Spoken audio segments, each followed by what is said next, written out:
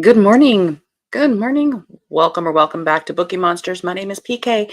It is Friday, TGIF, June the 27th. We are here to look at the rest of the new releases that have been published this week. And being Freeform Friday, we usually look at the rest of the cozy mysteries because there's always a lot of them. Good morning, Kim. How was your night? Meeting former coworkers for lunch today. Oh, that'll be nice. And Mary, good morning. Happy Friday. Absolutely. And I left my coffee. Oh no, what if we have the word? Oh well, we'll have to live. Quick announcements. I don't have any sprints tonight. I don't do them on Friday night. Our next sprints are tomorrow afternoon at 3 p.m. Eastern for 5 hours. Okay, let's jump into the rest of the cozy mysteries because there's a lot. And we ended on the basketball. I do recall that. Kathy Daly has a new one.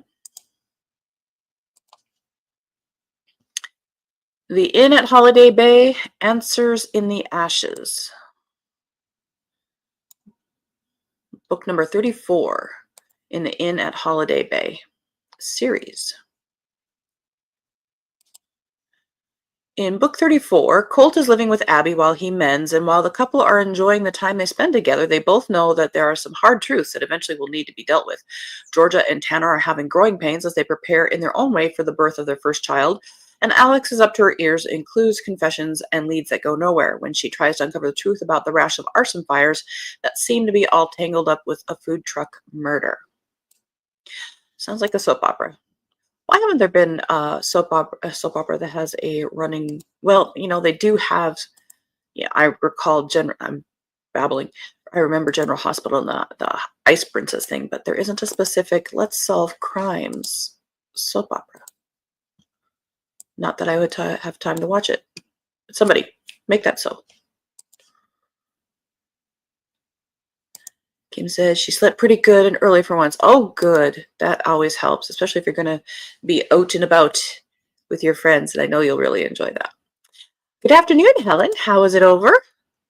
Over on that side. Mary says, great today here in Virginia, and the high is supposed to be 78. Yes, you read that right. From 98 to 78, the heat day. The next day. Crazy weather, man. I know. And Mary, hi, Helen. The weather. Joanne Pence has a new one. This is 9th in the Cook and Inspector Mysteries. This is called Truffles to Die For. When culinary dreamer Angie Amalfi sets her sights on chocolate stardom, her kitchen becomes a cocoa-covered lab of decadent disasters and divine delights. Her goal? To invent the perfect chocolate candy, Angelina's, a melt-in-your-mouth masterpiece that could finally make her name in San Francisco's cutthroat foodie scene. But when Angie donates her not-quite-there-yet test batches to a local charity mission, don't do she stumbles into more than gratitude. The mission's minister seems to have secrets simmering beneath his saintly smile, and when Angie volunteers for their big fundraiser, she's suddenly stirring up something far more sinister than ganache. Her fiancé, Inspector Pablo Smith, warns her to stay away, especially with rumors swirling of police corruption and a killer on the loose. But when Pablo is framed and suspended, Angie ditches her spatula for sleuthing gear. Someone's cooking up a setup, and she's not about to let Pablo take the fall. To help clear his name, Angie will need more than her confectionery skills, and the clock is ticking. I'm not saying don't volunteer and do things like that, but don't bring your secret recipe thing that you're working on. I know, but what else do you do with all the things that didn't work out? I understand. Emily Organ has a new one in her Augusta Peel series. This is called Murder in the Gallery. This one's on my radar. I just haven't gotten to it yet. Murder is an art, and someone at the National Gallery is a master. When a curator is found dead at his desk in London's National Gallery, Augusta Peel is called in to investigate. The art world is ablaze with the rediscovery of a forgotten Renaissance master, but beneath the excitement lurks a dangerous truth. Could it have sparked a deadly motive? As Augusta and Philip Fisher hunt for answers, shadows from their wartime past resurface. The price of solving the case may be facing the secrets Augusta has sworn never to reveal. Can she solve the mystery before the past catches up with her?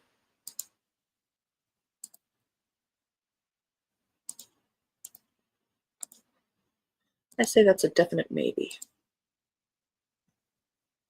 Tanya Kappas has a new series. He says, those were the days soap operas used to race home to see Barnaby and Dark Shadows as well as General Hospital. Days of Our Lives. Santa Barbara. Kim says, I think that was the premise of original Edge of Night. Was originally set out to be a Perry Mason type character. Ah. Kim, I grew up watching As the World Turns and Guiding Light with Granny and Mama. Yep, I've dealt into many, but I was definitely a Days of Our Lives girl. And that was in the 80s with the invention of the super couple. Ranch and Red Herrings is what this one is called. Bluegrass Ridge Ranch Mysteries is the new series. Murder's just another scandal waiting on the porch. Georgia Cussy Hollingworth thought she left small-town drama behind when she traded Kentucky for city life, but when her beloved uncle dies under suspicious circumstances, she's pulled straight back to the last place she wanted to be, right into the middle of a horse and cattle ranch she never asked for and a murder she can't ignore. The plan was simple: settle his affairs, sell the property, and head home. Instead, Cussy finds herself tangled in long-held grudges, whispered secrets, and neighbors who remember everything except who had a reason to kill. Now, who had a reason to kill? Now she's balancing farm. I know I heard it somewhere. Now she's balancing farm chores with fact-finding, dodging shady locals, and stumbling across more questions than answers. And with someone clearly trying to scare her off, Cussy has to decide: walk away or dig in her heels and uncover the truth, before the killer makes her the next loose end to tie up. End of that row.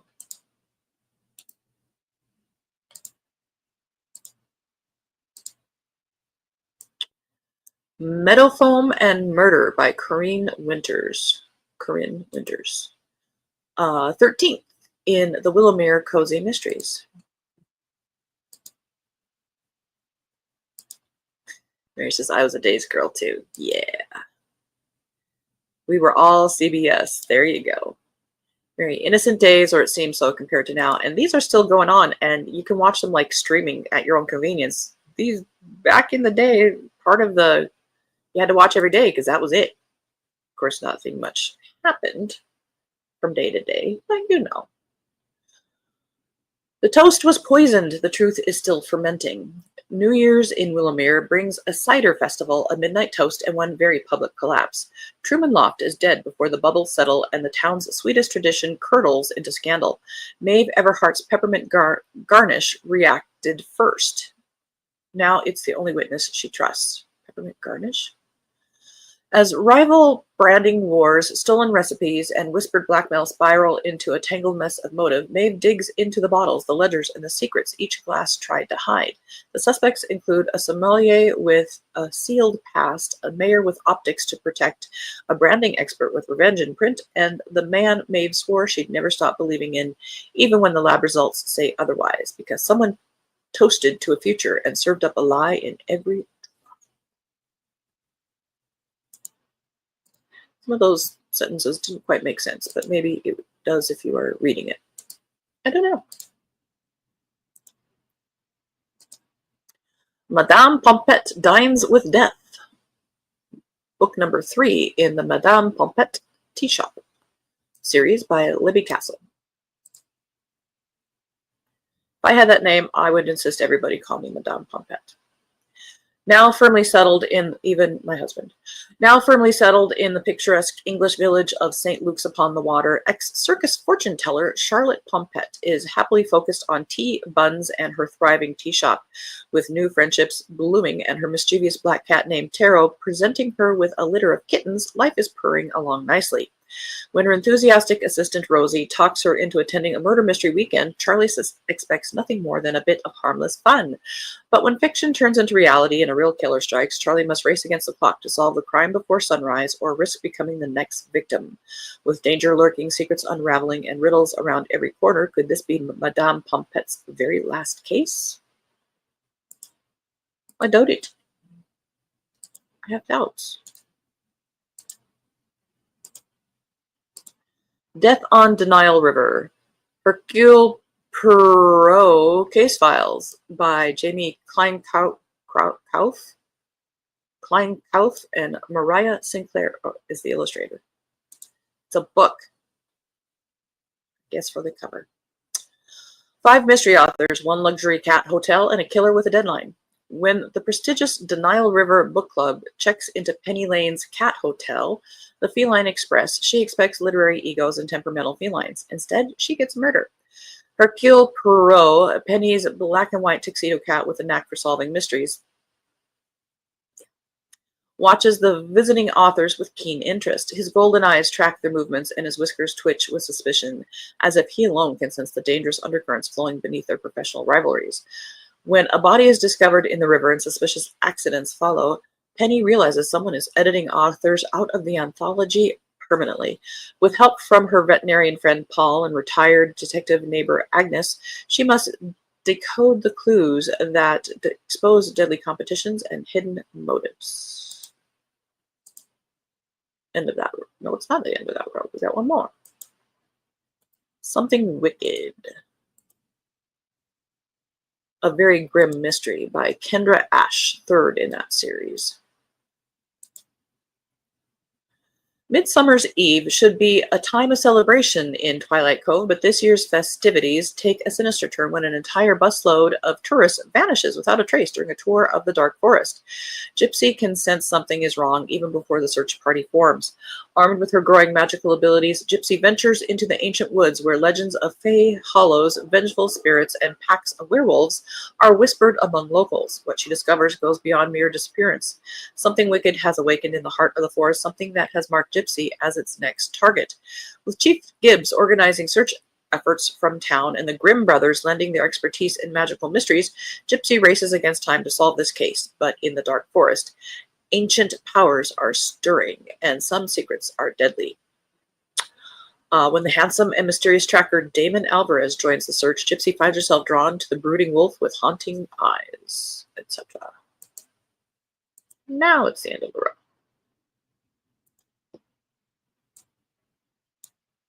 What time is it? Oh my goodness, we're going to have to do drive-bys.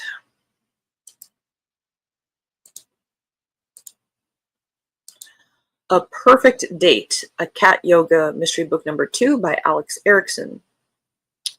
Up-and-comer Ashley Branson usually aims to keep both feet placed firmly on the ground unless she's instructing a class at her trendy cat yoga studio. But she soon finds herself caught in a downward spiral when a stretch beyond her comfort zone leads to murder.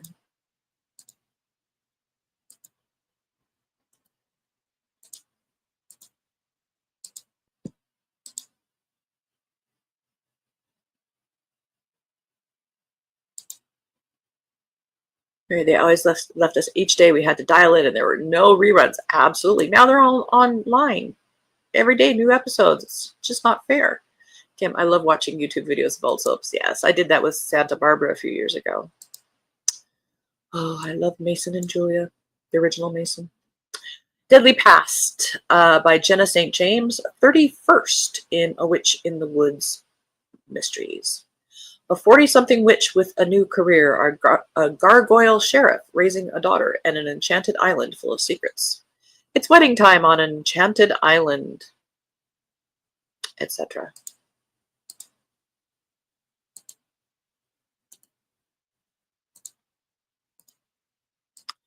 Glue Diligence, first in a Harlan County mystery series by Donna Michaels. Crafting can be murder, especially when the glue gun points to you. After trading courtroom chaos for hot glue and hand lettering, former lawyer Jenna Blake is ready for a fresh start in Harlan County, Texas. Her new DIY craft shop is just the creative reboot she and her sister Kimmy need, especially after a year that left them grieving, restless, and completely over big city life. But small town quiet, not so much. Oh, look at that. It's over. It's 325 pages. Good for you. A real book.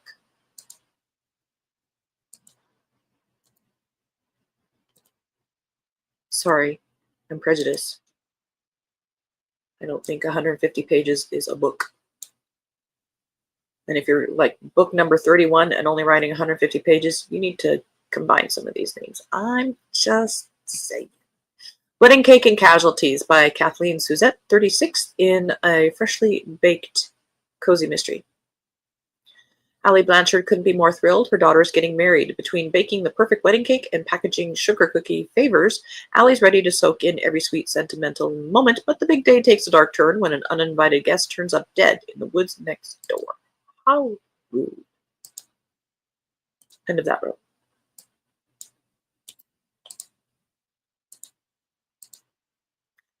You Can't Bury Death by Peggy Doviak, second in the Magnolia Hill Mysteries. Halloween is just around the corner, and financial planner Jillian Bradford and her horse are getting in the spirit. However, plans are disrupted when Jillian's archaeologist dad receives a mysterious phone call from the director of the Spiro Mounds Archaeology Center.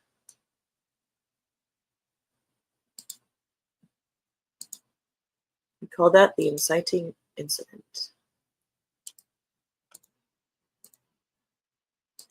Death on Riddle Road by Patricia McClinn, 9th in the Secret Sleuth series. The dreaded words, we have to talk.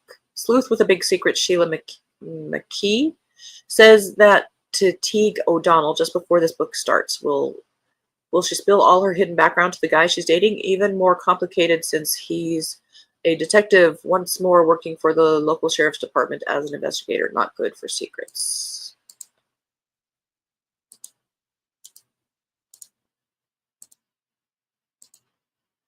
Stalls and Scandals by Cheryl Dugan, 3rd in the Northern Lights Cozy Mysteries. Cassie Brooks thought the worst part of running a farmer's market would be counting change. Then the threats started. Oh no, honey. That's not the hardest. Supply issues, personnel issues.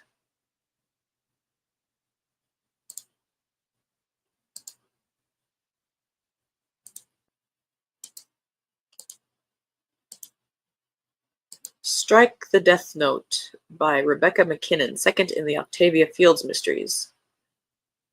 With just 2 weeks left of the summer at Airy Pines, music shop owner Octavia Fields should be getting ready to head back to the nomadic life she lives most of the year, but the season is set to end in a minor key for her little shop. End of that row. We're getting there, we're getting there. Kim says, me too. Once we get a VCR, we checked out other soaps while recording CBS. There you go. Mary, how's your coursework going on editorial realm? I've been watching Younger on YouTube, and it is set in New York City in the publishing world. Light, fun, no-brainer, but entertaining. Nice. A little bit on hold while work has been rather, issue-laden. I'll get back to it.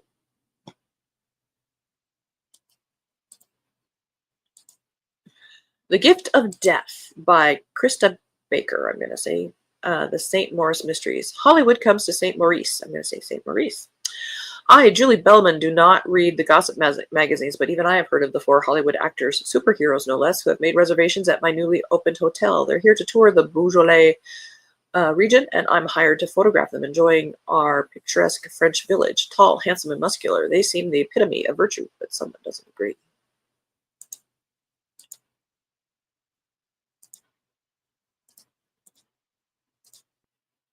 Death by High Seas by Brittany E. Brinegar and J. E. Brinegar, 7th in the Heist Society Investigates. Forget icebergs. On this voyage, murder is just the tip of the ice pick. Set in 1924, it looks like.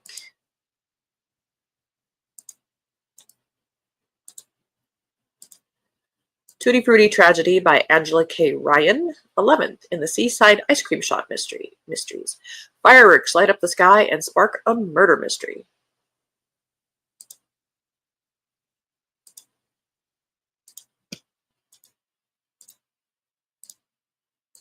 Retreats, Roulade and Revenge, a Just Desserts Club mystery, book number 2 by Daisy James.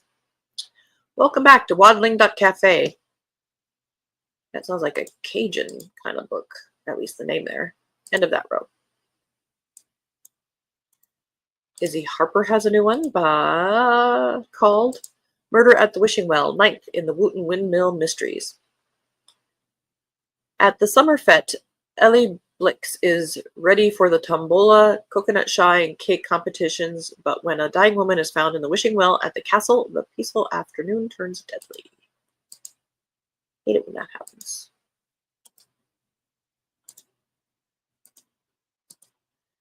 Silent as the Dead, 11th in the White Witch Island Paranormal Cozies by Patty Larson.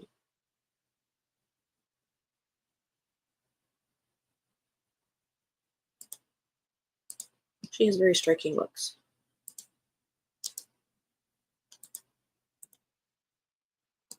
Spells and Shadows, 3rd in the Brightstone Bay Cozy Witch Mysteries by Paula Lester. And in the summary it says, coming soon. Now that's short and sweet. Last one we have here, Murder on Sex Island by Joe Firestone, 1st in the Luella Van Horn Mysteries. A sexy reality show, a missing contestant, a one-of-a-kind detective. Looks like the... Yeah. All right. So that is all the cozies that we got to today, this week. But let's do a quick little, where's my Friday list? I have some other drive-bys here that were either missed, like this one, or were outside the categories. I completely missed James Patterson and co-author Richard DeLallo had a new one, 3rd in his Shadow series. This is the great-great-granddaughter of the Shadow. You know, the Shadow knows. This is called The President's Shadow.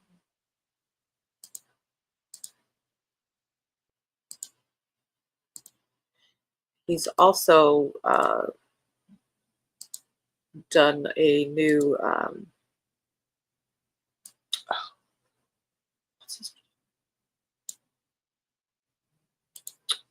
can't think of it right now. The Compound by Aisling Rawl. This one I put here because it's a Good Morning America book club pick if you are interested in those. This one was kind of a women's fiction, general fiction among friends by Hal Ebbett. Lots of blurbage by names.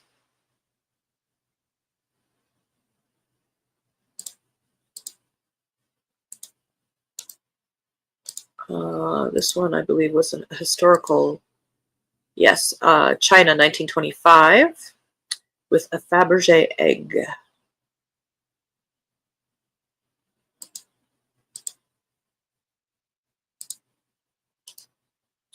And The Secret Library of Hannah Reeves by Christine Nulfi. This one was also a general fiction about an antiques dealer. All right. Well, lots and lots of books published this week as usual. Kim says, have a great day, y'all. See you tomorrow. Enjoy your lunch with your friends. That's going to be so awesome. Mary, do you have anything going on this weekend? Mary the Bells, thanks so much. Hope everyone has a great weekend. Stay cool, enjoy friends, and eat some good food. Well, back at you, baby. Enjoy the cooler weather. All right, as Kim mentioned, tomorrow we have sprints at 3 p.m. Eastern for 5 hours. We don't have any sprints tonight. Next week, we'll be looking at a whole new batch of books published, starting with Cozy Mysteries. Hope you have a good day, a good weekend if I don't see you. And as the banner says, don't be a bookworm, be a bookie monster. Have a good day and God bless.